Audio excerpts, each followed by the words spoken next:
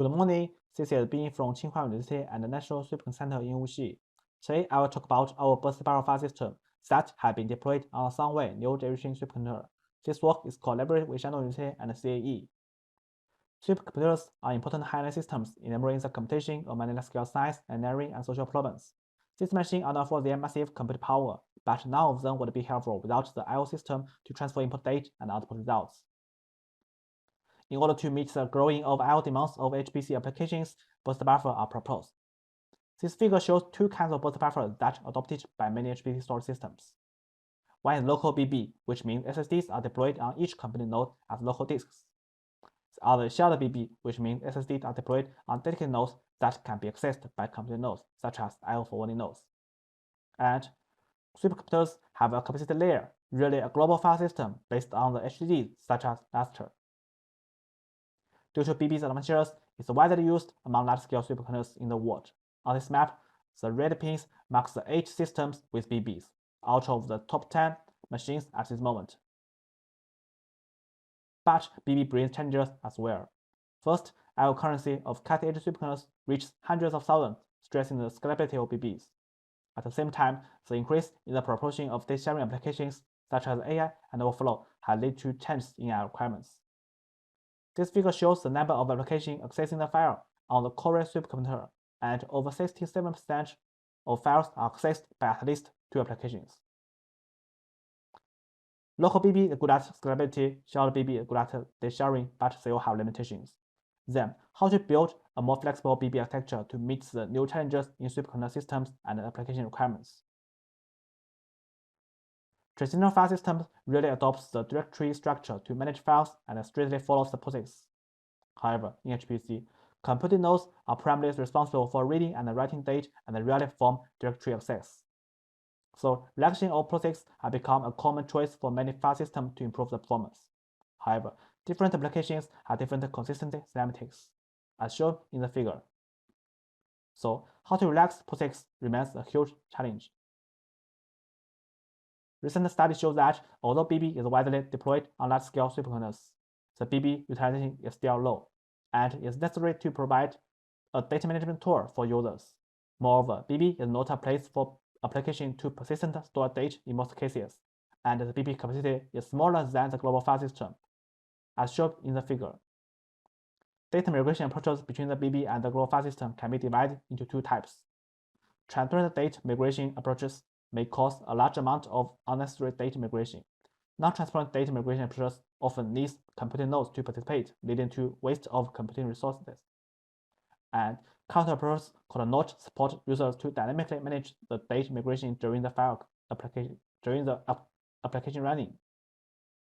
So, how to efficiently and conveniently migrate data between the BB and the global file system? Then I will introduce the Sunway new generation supercomputer. On the left, we have more than 100 cabinets, each containing 4 256 node supernodes.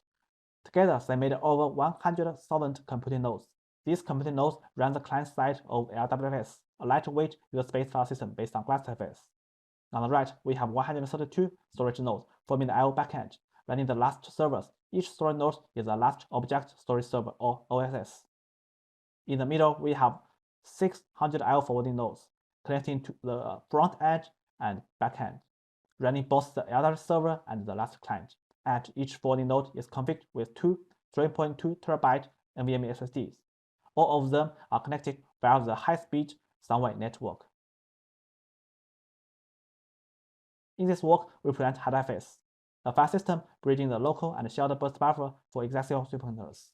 And this figure shows the overall architecture of HadaFS, including the HadaFS client, HadaFS server, and data management tool. The HadaFS client runs on the computing node and serves as a static or dynamic library that intercepts the POSIX I/O requests from applications. The HadaFS server runs on the dedicated burst buffer nodes, providing global data and metadata storage servers. The data management tool named HadaSH runs on the user login nodes and is used to manage the data migration between the GFS and the HadaFS. Traditional kernel file system handles the application's I/O requests by mounting the file system through the OS, requiring to implement the 4 POSIX schematics and introducing the kernels overhead.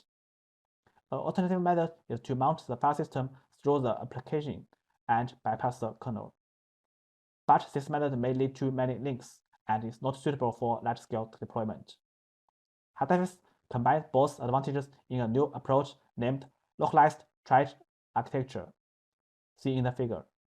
HadaFS follows the idea of bypassing the kernel and used it by directly mount the client to the application. And in order to reduce links, one HadaFS client only connected to one HadaFS server, as shown in the figure. For a HadaFS client, we call the HadaFS server connected to it the bridge server. Besides, HadaFS proposes an interface mount to allow applications to control the client-to-server mapping. The parameters SUQ can be set selectly, and each client can even specify any server it wants to connect to. Such means users can change the client-to-server mapping according to application's data sharing mode, network topology, and so on. What's more, HadaFS proposes a method similar to Ideal's BP file layout to improve the performance on the shared file. Then I'll introduce the metadata management of HadaFS. In order to improve the scalability and performance, HadaFS employs a 4-pass indexing approach. File metadata are stored by key and value and is divided into 4 categories. The first category is maintained during the file creation, including name, owner, mode, and so on. The second category is maintained during the file access, including file size, modification time, access time, and so on.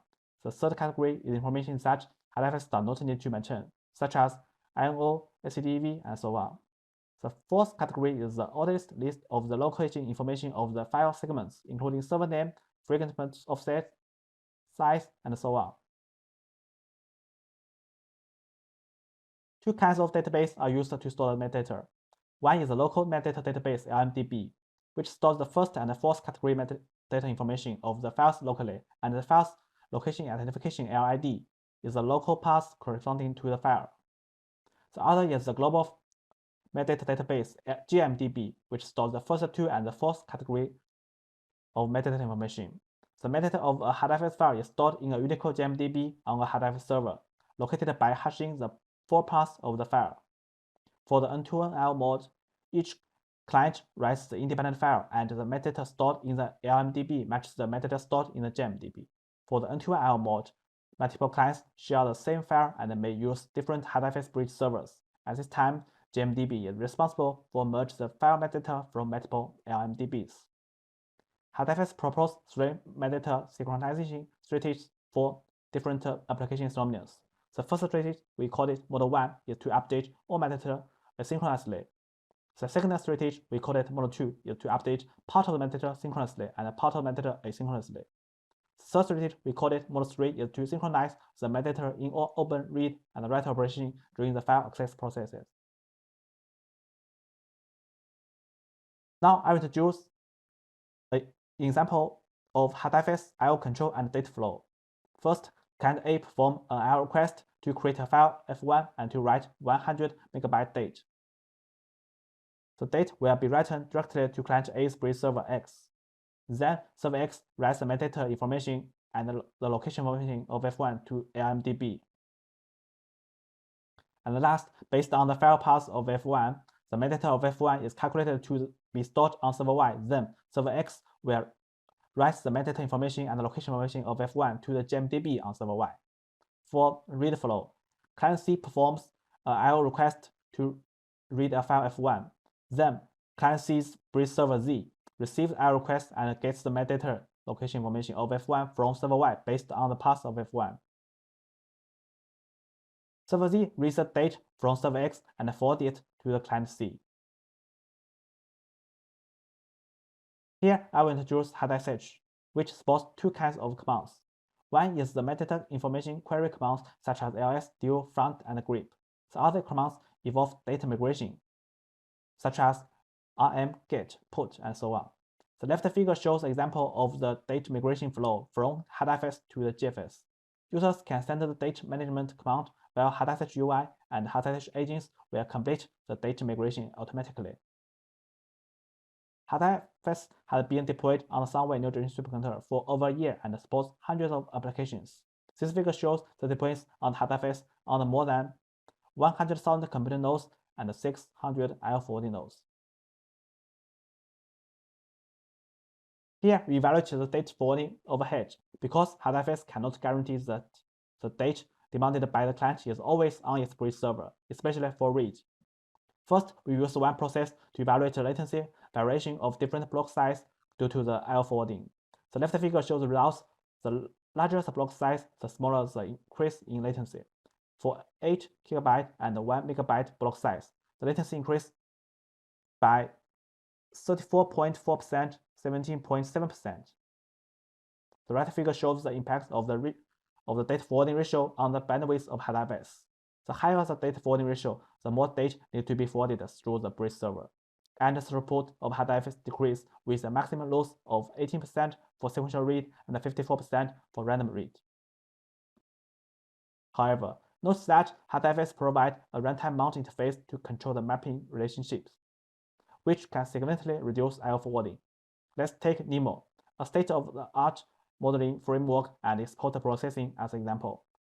NeMo uses end-to-end I/O mode to read and write SSD files and is configured with 65,536 processes, and its post-processing is configured with 512, 1024, 2048 processes.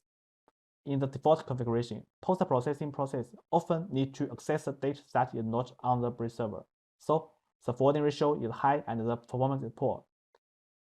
But after remapping the client to server connections, the forwarding ratio can be greatly reduced and the performance can be significantly improved, up to 30%. This demonstrates that the flexible mount interface of HadaFS can significantly improve the performance of applications that need to share data. Then we use MDT test to compare the metadata performance difference of HadaFS, BGFS, and the global file system named GFS, which is used by the Sunway new generation supercomputer. We used Model 1, Model 2, and Model 3 to represent HadaFS 3 strategies. HadaFS is configured with the default client-to-server ratio, 256/1, and BGFS is configured the same as the HadaFS. GFS is configured with 132 processes and 4 MDSs. This figure shows the result unsurprisingly. GFS has the lowest performance, Model 1 has the best performance. The performance of BGFS is slightly slower than Model 2 and Model 3, and due to the limitation of the centralized management service, BGFS cannot scale up to 65,536 processes. Here, we use IOR to compare the I/O bandwidth difference between HadaFS, BGFS, and GFS, and configuration is the same as Evalutaion 2. This figure shows the result. BGFS performs closer to Model 1 and Model 2 sometimes, but still cannot scale up to 65,536 processes, and GFS has the lowest performance again. Also, we use two applications, VPIC-IO and BDC-ATS-IO, to demonstrate the advantages of HadaFS on the shared file. In this experiment, both HadaFS and BGFS are configured with 16 servers. Figure shows the results. BGFS performs better than HadaFS when the application's parallelism is small due to the kernel's cache and the striping technology. However, when the application scale gets larger, the performance of HadaFS will be significantly better than that of BGFS because LTA can help to isolate I/O conflicts between the different clients. Here, we compare the data migration performance between HadaFS and DataWarp. HadaFS is configured with 256 servers, and DataWarp is configured with 4,096 processes because it requires computing nodes to participate in data migration. Figure shows that as the total volume and the number of small files get larger, HadaFS outperforms DataWarp significantly. Here, we evaluate HadaFS as a shared file system with 5 real-world applications. We simulate the common I/O interference caused by sharing resources between jobs in HPC by co-run 2 applications on the same HadaFS server. The left figure shows the results. Each block's darkness reflects the application slowdown vector. However, HadaFS provides a runtime mount interface and can remapping the client-to-server connections according to users' requirements. So, as the right figure shows, after tuning, I/O interference has been avoided. To conclude, we present a burst power file system named HadaFS, bridging the local BB and the shared BB based on the shared BB deployment.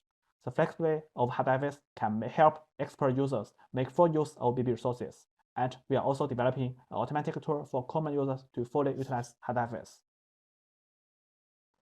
Thank you. If you have any questions, please don't hesitate to contact us with the email address.